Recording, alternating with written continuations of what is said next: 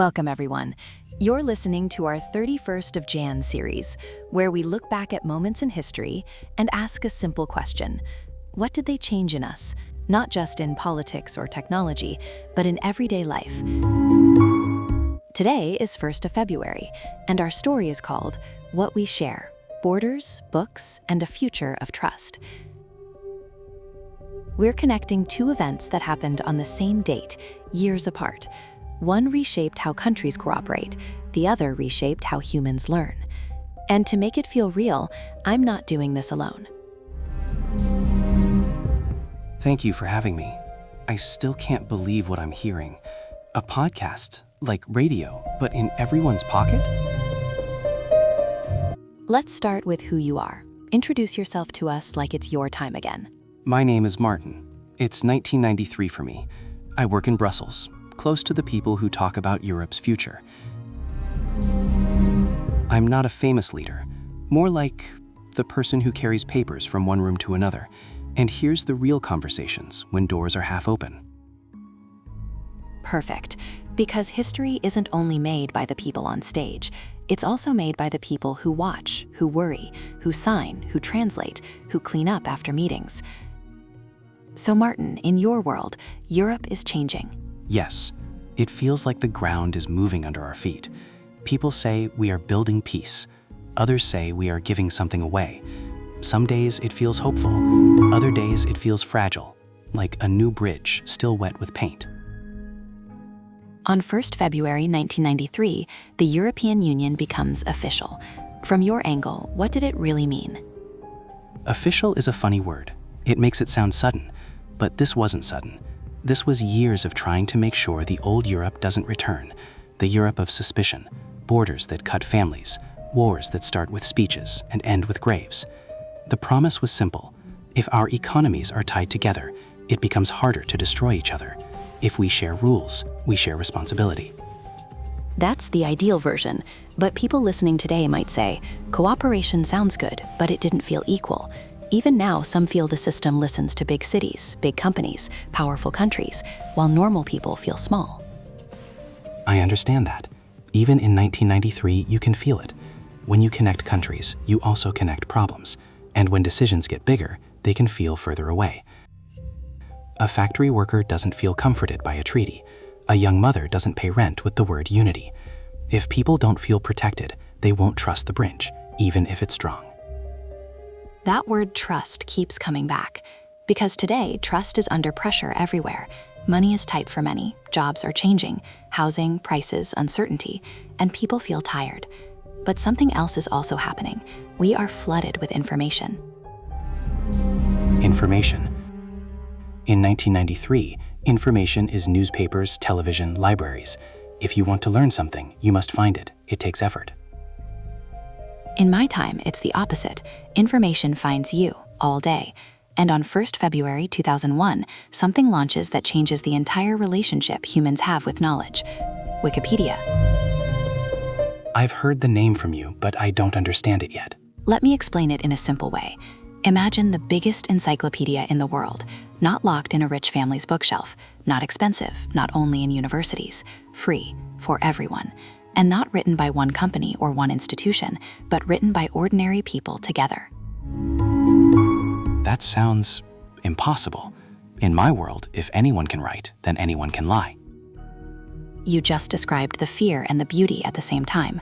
Wikipedia becomes one of the most used knowledge sources on Earth, but it also becomes a mirror of humanity, generous, messy, biased, and sometimes surprisingly honest. Because yes, anyone can write, but others can correct. People argue, they cite, they fight over words. Sometimes truth wins, sometimes it takes time. So you traded gatekeepers for crowds. Exactly. And crowds can be wise, or loud, or unfair. The dream was knowledge for everyone, but the reality is not everyone participates equally. Some languages have more content, some regions are underrepresented, some histories are missing. Still, it opened a door. That door matters. In 1993, we talk about opening borders for people and markets. In 2001, you opened borders for knowledge. It's the same hunger, isn't it? The hunger to share a space. Yes, and here's where the two stories connect. The EU tried to create a shared space between nations. Wikipedia tried to create a shared space for human knowledge. Both are attempts to answer the same question. Can we build something together without losing ourselves? And did you? We did, and we didn't. The EU brought peace and cooperation in many ways, but also tension, debates, and feelings of unfairness. Wikipedia made learning easy, but also gave us new problems: misinformation, manipulation, people confusing popular with true. In my time, propaganda is powerful, but slower. It travels through controlled channels. In your time, it sounds faster. It's fast, and it's profitable. That's the hard part. The modern world doesn't just struggle with truth, it struggles with attention. Sometimes the most emotional story wins, not the most accurate one. So even though knowledge is more available than ever, people often feel more confused. That is a strange tragedy, like building the biggest library in history and still hearing people say, "I don't know what to believe." Yes, and that takes us back to trust again, because shared systems only work when people trust them. Shared knowledge only helps when people protect it. Then tell me, in your world, what broke trust? I think it's not one thing, it's layers. When people feel left behind economically, they stop trusting big promises. When people feel unheard culturally, they stop trusting shared identity. When people are constantly manipulated by misinformation, they stop trusting facts. And once trust breaks, people retreat into tribes, into borders, into my truth. So the danger is not only borders returning on maps, it's borders growing inside minds. Exactly. And the lesson from both events isn't that unity is bad or openness is naive. It's that openness requires care. It requires fairness. It requires humility. Because you can't build a shared space and then ignore the people living inside it. That is true in politics and in knowledge. If the strongest voices dominate, the shared space becomes another kind of empire. So let's leave our listeners with a few questions. Not answers, questions. Because a good documentary doesn't tell you what to think. It invites you to look again. Ask them. I will listen.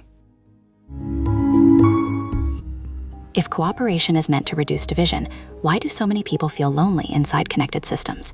If knowledge is more available than ever, why does clarity feel harder to reach? When does protecting identity become fear of others? And what do we truly want to share? And what do we refuse to share? And maybe one more. If we want trust back, what are we willing to do for it? Because trust is not a slogan, it's daily work.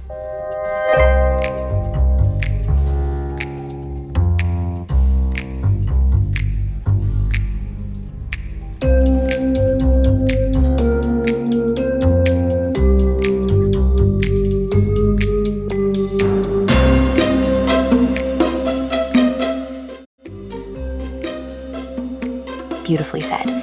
Martin, thank you for joining us from 1993 and helping us look at 2001 with fresh eyes.